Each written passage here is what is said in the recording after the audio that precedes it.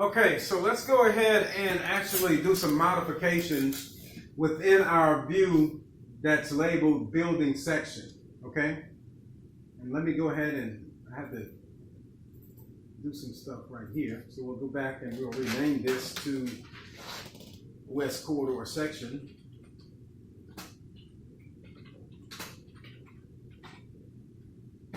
Hit enter.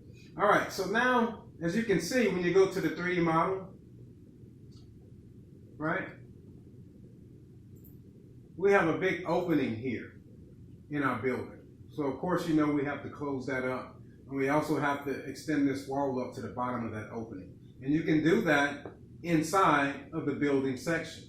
So first things first is you select this wall right here, okay? And see this icon right here that says edit profile? You would click that. And let's go ahead and make some modifications. This is what they call sketch mode. So the pink lines you see actually make up the sketch of that wall. Had I done it on this side, then you would see a pink border around this wall. But we're going to do the modifications here and extend over to this wall on the right side. So let's click this line here. And let's grab the blue grip and drag it down to this elevation marker right here, okay? And then you can go up to the draw panel and click on the line icon. And make sure you click at the end of it, because in order for this to work, your loops have to be closed, okay? So you click there, click here, and then you'll see where the other line is. I think it's right there. You click here. And then you will go and you will click here.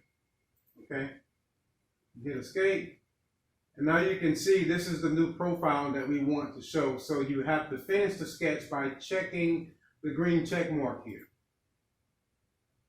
And there you have your wall closed in. So let's see what this looks like in 3D.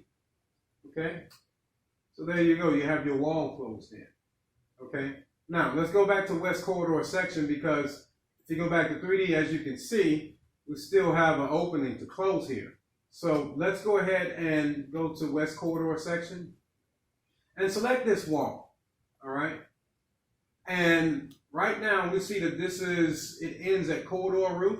So just like we did all the other walls, we can set the top constraint to corridor roof, and that wall will jump up. And now, if you go back to your 3D model, you'll have an enclosure there, okay? And make sure you see the videos on importing rivet families that I'm going to include in this module. But I kind of left this open because I want you to get the concept of bringing in doors and bringing in windows. If you want to do something different as it regards doors and windows than what's outlined in the book, then feel free to do so. It also helps me when looking at work. You know, I can see how students are thinking differently from others, okay? So that's pretty much it for this portion. We'll pick right back up right here in the next video.